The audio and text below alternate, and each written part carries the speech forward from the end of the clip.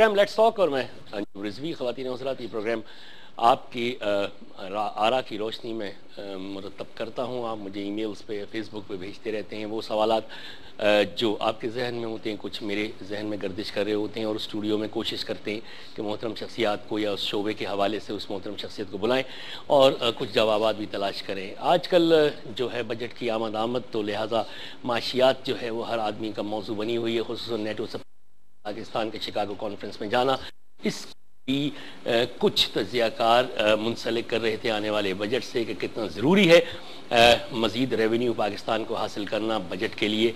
Budget में क्या होगा, इधर हुकूमती हलकों से और बरसर इक़्तिदार पार्टी पीपल्स पार्टी की जानिब से बड़े बुलंद बांग दावे आ रहे हैं कि इस बजट में लोड शेडिंग भी कम हो जाएगी, आम आदमी को रिलीफ भी मिलेगा, टैक्स जो है उसको टैक्स चोर जो हैं उनके ऊपर तो ज़रूर धावा बोला जाएगा, लेकिन आम आदमी पर उसका कोई असर नहीं पड़ेगा। सवालात हैं जहन में, और इसके लिए मैंने अपने स्टूडियो में आज जहमत दी है नामवर माहिर माशियात को, और मईशत की झलकियाँ के नाम से एक कसीरुल इशात उर्दू रोज़नामा जंग में कॉलम भी लिखते रहते हैं, आप पढ़ते भी रहते होंगे, उनकी एक्सपर्ट राय मुख्तलिफ चैनल्स पर भी देखते होंगे। मेरे आज के मेहमान हैं डॉक्टर शाहिद हसन सिद्दीकी साहब। अस्सलाम वालेकुम डॉक्टर साहब, और बहुत बहुत शुक्रिया स्टूडियो तशरीफ़ लाने का। डॉक्टर साहब, अब ये बजट की आमद है, यहाँ से शुरू करते हैं कि बड़े बुलंद बांग दावे आ रहे हैं कि इस मरतबा आम आदमी को रिलीफ मिलेगा बजट में, टैक्स एवेडर जो हैं उनके ऊपर तो हाथ सख्त रखा जाएगा, लेकिन बुनियादी टैक्स कुछ बढ़ाया नहीं जाएगा, बल्कि ये कहा जा रहा है लोड शेडिंग ख़त्म हो जाएगी, गैस की लोड शेडिंग ख़त्म हो जाएगी। इसके लिए तो बहुत ज़्यादा सरमाया चाहिए होता है, हमारे पास सोर्स ऑफ रेवेन्यूज़ आ गए इतने? नहीं, मैं ये समझता हूँ कि मसला रेवेन्यूज़ का नहीं है, मसला ये है कि ये तो एक हमारे यहाँ एक रिवायत है। अगर आप पिछले 20 सालों के बजट निकाल के देख लें जी, या इस हुकूमत के पिछले 4 बजट निकाल के देख लें, चूँकि 5वां बजट है, तो उसमें भी यही बातें हैं कि आवाम को रिलीफ दिया जाएगा और जो है टैक्सों की चोरी रोकी जाएगी, टैक्स और GDP का तनासुब बेहतर बनाया जाएगा, और मईशत को तेज़ रफ्तारी से तरक्की दी जाएगी, आवाम की हालत बेहतर बनाई जाएगी, लोड शेडिंग का खात्मा किया जाएगा। तो ये बातें हमारी चली आ रही हैं, और बजट बनाते हैं तो शायद साल चेंज कर देते हैं, वो जुमले हमेशा ही आते हैं। ये सियासी जुमले हैं एक्चुअली, ये सियासी स्लोगन्स हैं, चलिए मैं भी मानता हूँ, मगर एहतसाब क्यों नहीं होता इनका? क्योंकि अब बकौल शख्स से इलेक्शन की भी आमद है, और इलेक्शन में भी जाएंगे सारे लोग, तो हमारे अवाम जो हैं वो अपने वोट का इस्तेमाल करते हुए, वोट का इस्तेमाल ये एहतसाब है ना, तो क्यों नहीं जवाब तलब करते कि भाई बड़े बुलंद बांग दावे हुए थे, लेकिन इस बजट के बाद फिर एक मिनी बजट भी आएगा, फिर महंगाई आएगी, फिर बिजली की कीमतें बढ़ेंगी, फिर पेट्रोल की कीमतें बढ़ेंगी, क्या हम लोग भी बेहिस हैं? नहीं, अब आप इसमें इस तरह देखिए कि अगर मुल्क में गुर्बत बढ़ी, अगर मुल्क में महंगाई बढ़ी, अगर मुल्क में बेरोज़गारी बढ़ी, अगर आम आदमी को अदम तहफ़्फ़ुज़ का एहसास बढ़ा, उसको बुनियादी सहूलियात मैसर नहीं आई, तो ना मीडिया को, ना मुझे, ना आपको बताने की ज़रूरत है, वो तो ख़ुद सफ़र कर रहा है।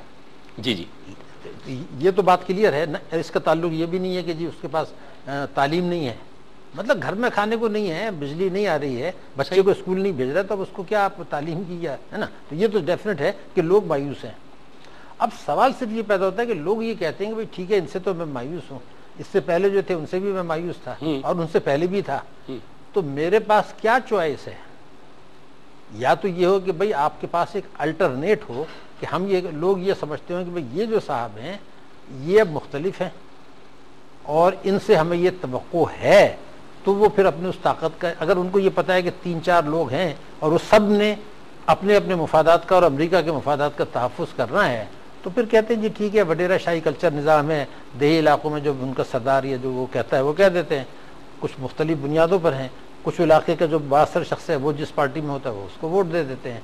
तो ये जो निज़ाम है, इस निज़ाम से ये तवक्को रखना कि इंतखाबात के नतीजे में या ज़्यादा जमहूरियत के नतीजे में ये कोई तब्दीली माशी आ जाएगी, मैं समझता हूं। ज़्यादा जमहूरियत की जो आपने बात की है, हाल ही में आपने एक इंटरव्यू देखा होगा, CNN का इंटरव्यू है जो वज़ीर आज़म साहब ने दिया है, और दौरे बरतानिया के दौरान, और वो YouTube पे भी अवेलेबल है, इंटरनेट पे भी आ रहा है, जिसमें कि वो जो एंकर पर्सन खातून थी, उन्होंने हमारे वज़ीर आज़म से ये कहा कि गैलप सर्वे के मुताबिक 1/3 लोग पाकिस्तान में परेशान हैं और वो डेस्परेट हैं कि पाकिस्तान छोड़ के चले जाए।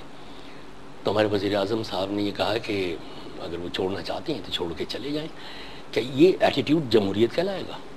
नहीं, देखिए ना, अब ये तो उन्होंने मेरे ख्याल on the spur of the moment कहा है और गलत कहा है, और मुझे यकीन है कि बाद में उनको भी अफसोस हो रहा होगा कि मैंने उनको क्या कह दिया, है ना।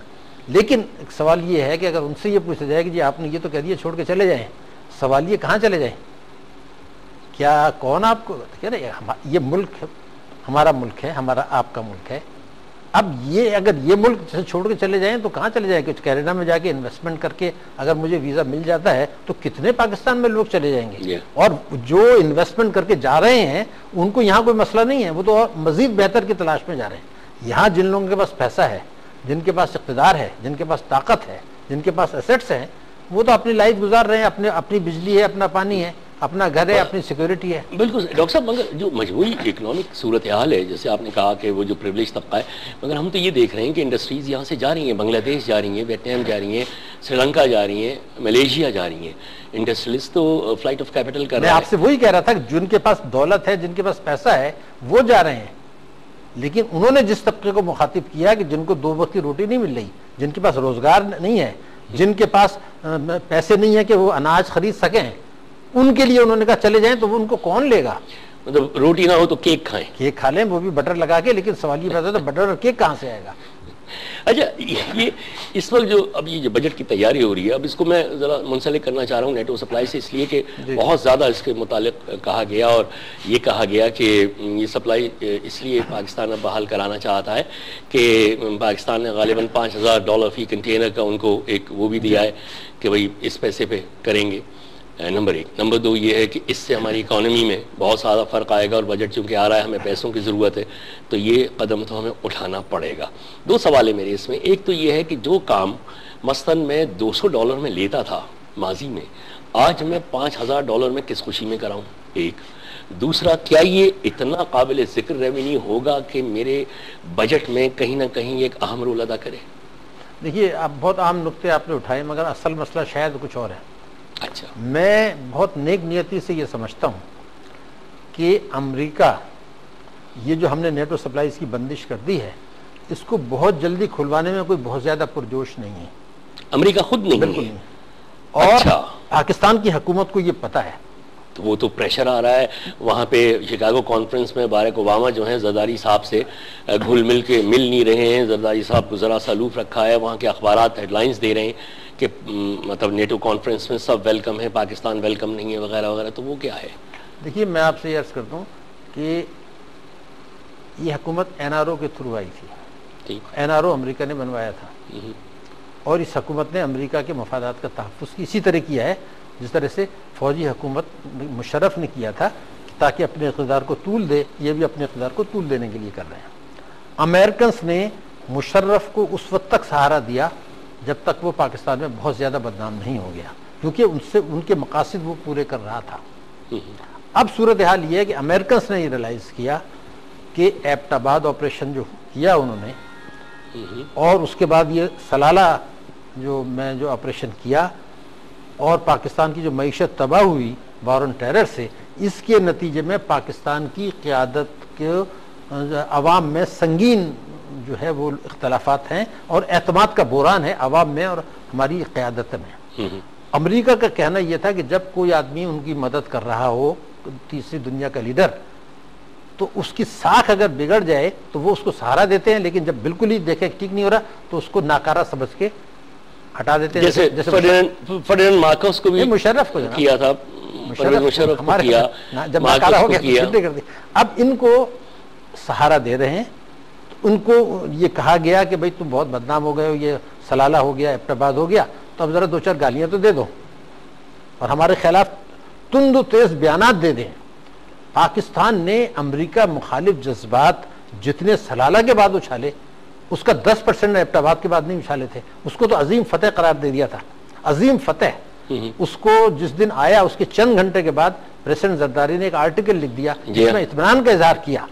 तो वो तो बहुत बड़ा एक ईस्ट पाकिस्तान के बाद साइना था। अब ये इसमें शहादत नहीं है हमारे सिपाहियों की, जो हमारे जिन्होंने हमें डिफेंड करना था, जिन्होंने अमेरिका की जंग लड़नी थी, उनको ही उन्होंने शहीद कर दिया। तो ये भी एक बहुत बड़ा साइना था।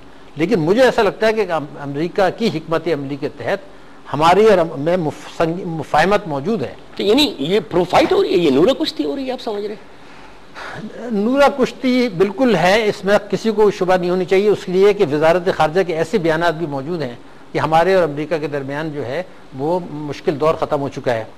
हमारे वजीर दिफा का ये बयान मौजूद है कि हमें नेटो सप्लाई खोलने की जल्दी है। खुदा के लिए इस स्टेटमेंट को गौर कर ले, हमें नेटो सप्लाई खोलने की जल्दी है वजीर दिफा। अगर अमेरिका पैसे नहीं देगा तो हमारा बजट नहीं बनेगा।